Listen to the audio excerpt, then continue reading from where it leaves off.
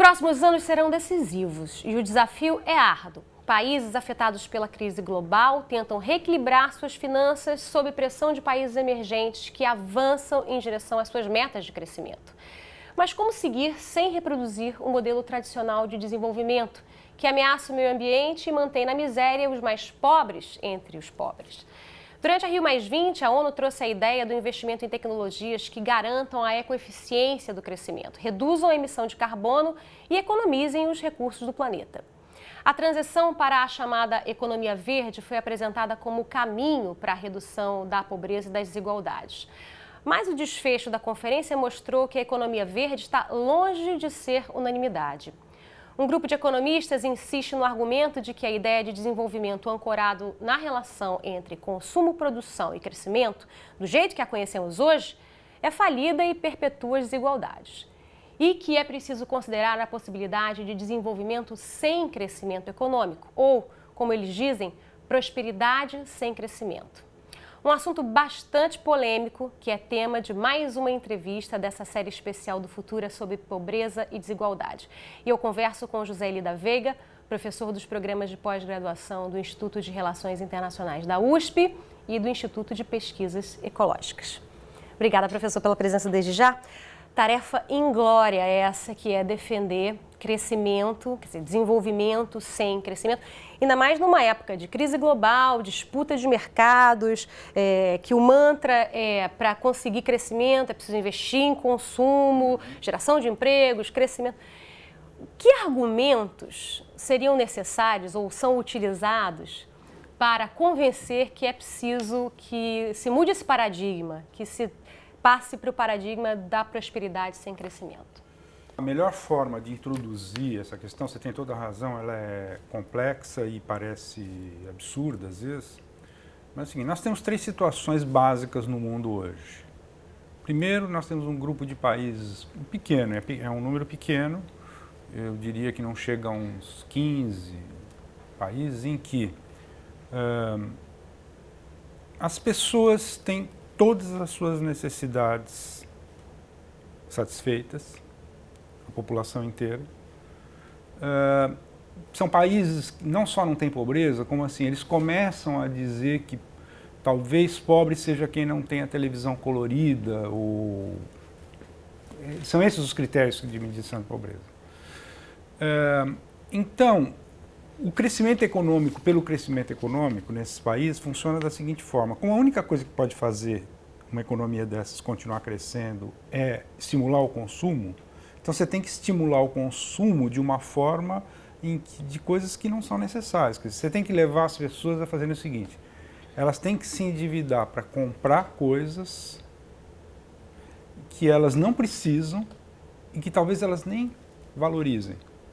Mas muitas vezes, então, você induz a população a manter esse consumo, porque não há outra, nós não conhecemos, numa economia capitalista, nós não conhecemos outra fórmula macroeconômica que faça o crescimento, que não seja através do estímulo constante ao consumo. Nós temos que conseguir que o consumo aumente, senão a coisa não funciona.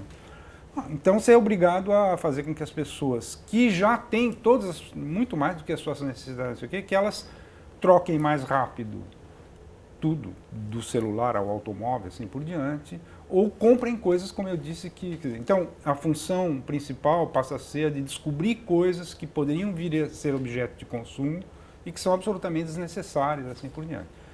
Nenhuma dessas coisas é feita sem uso de recursos naturais. Então, você começa a entrar numa situação em que, hoje, cada vez mais, a ciência está mostrando que o tipo de economia que a gente vem desenvolvendo desde principalmente a Revolução Industrial tem causado problemas de excesso de emissões que causam mudanças climáticas, sobre as quais as consequências são com certeza negativas, embora ninguém possa prever exatamente quando essas coisas vão acontecer, etc.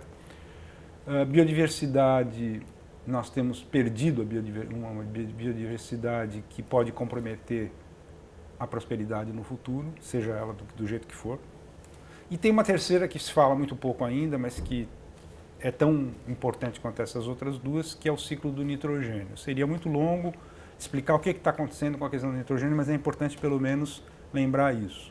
Bom, então o que acontece é o seguinte, é que nesses países que não tem mais pobreza a rigor, né, e que se quiserem continuar crescendo, quer dizer, se eles continuarem com esse objetivo máximo, que é crescimento do PIB, sem falar que o PIB é uma medida ruim também, mas vamos supor que seja o PIB. Se eles continuam com essa obsessão, eles estão fazendo uma coisa absolutamente paradoxal. São poucos os países que estão nessa situação. Depois você tem mais de 100 países no mundo que não conseguem sequer dar conta, por exemplo, de alimentar a sua população e assim por diante. São países muito pobres.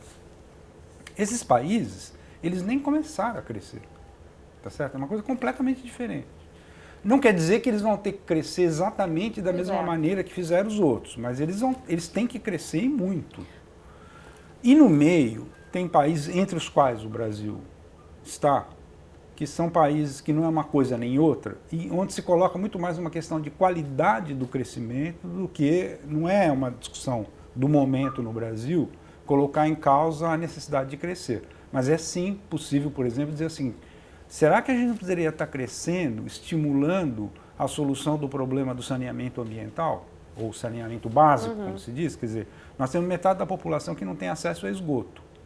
Isso será que não deveria ser essa a linha de condução do crescimento, em vez de ser, por exemplo, mais e mais consumo, ancorado no consumo. Sim, mas um consumo, inclusive, é o seguinte, quer dizer, o que nós estamos usando agora?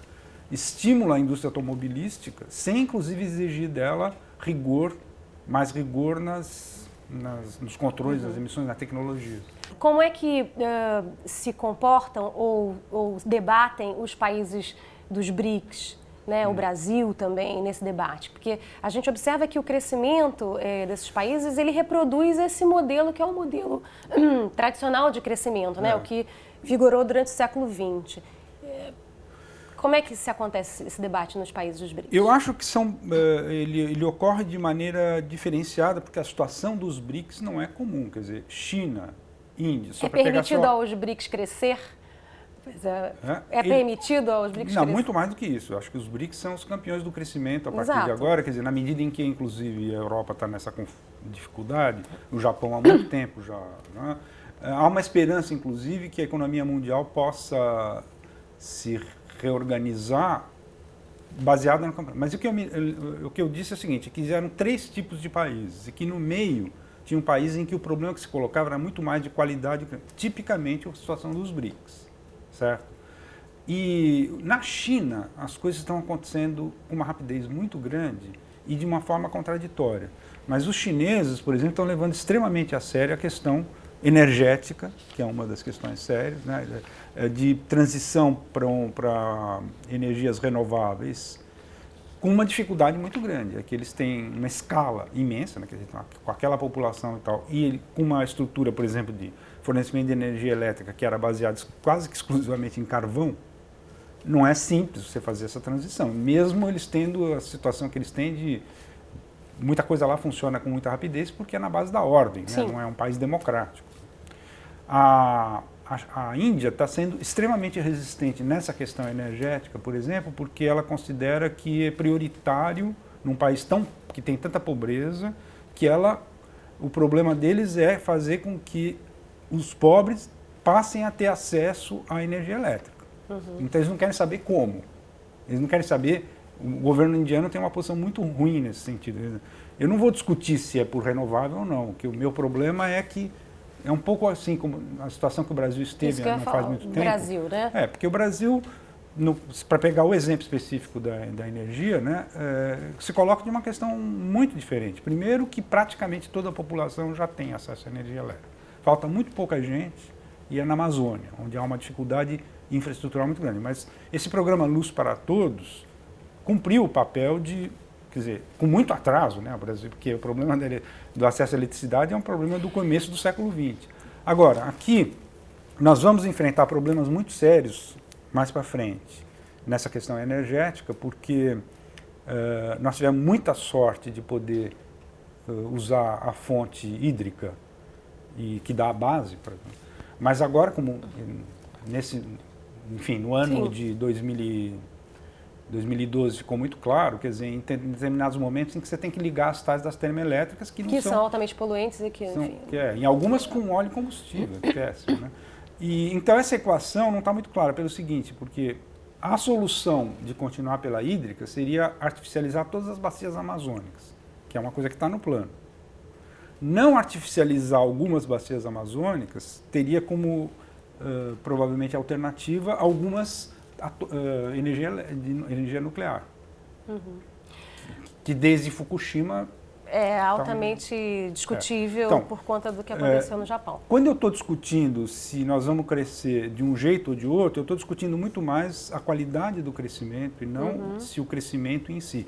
Até porque a ajuda ao desenvolvimento, que oscilou muito, mas continua muito pequena, ela é maior nos países que, além de serem desenvolvidos, têm mais igualdade. Quer dizer, os países menos desiguais do norte são os que mais ajudam o crescimento nos países pobres. Na Rio+20, a questão das desigualdades, pelo menos, estava nos textos todos oficiais, né? Quer dizer, a Rio+20 fez uma defesa institucional da economia verde como um caminho para a redução, a erradicação da pobreza e a redução das desigualdades. Principalmente a erradicação da pobreza. Pode conferir. Pois é. Bom, mas a minha pergunta é o quanto que essa defesa da economia verde, que é super discutida, esse conceito da economia verde é super discutido, debatido, polêmico, embolou aí o meio de campo do entendimento e das discussões, de fato, em relação à redução das desigualdades. Então, vamos ver como isso aconteceu. Isso vai mostrar como que a questão da desigualdade é complexa no plano global. É que existe um bloco de países que se titula G77 e China, que na verdade são 130 e tantos países, e de todos os países do mundo são 130 e tantos, em grande maioria muito pobres. Uma parte são esses BRICS, a própria China, etc., que são países que você não pode mais chamar de pobres, mas que são intermediários, e que desde a fundação do G77, que já faz muito tempo, na época eles eram 77, tiveram sempre como objetivo principal esse, que nas relações internacionais o principal é garantir espaço para o desenvolvimento dos países que não são... Eles preferem essa expressão em desenvolvimento, que eu acho errada, porque em desenvolvimento todos os países estão. Além do que não são duas categorias de desenvolvimento, são três.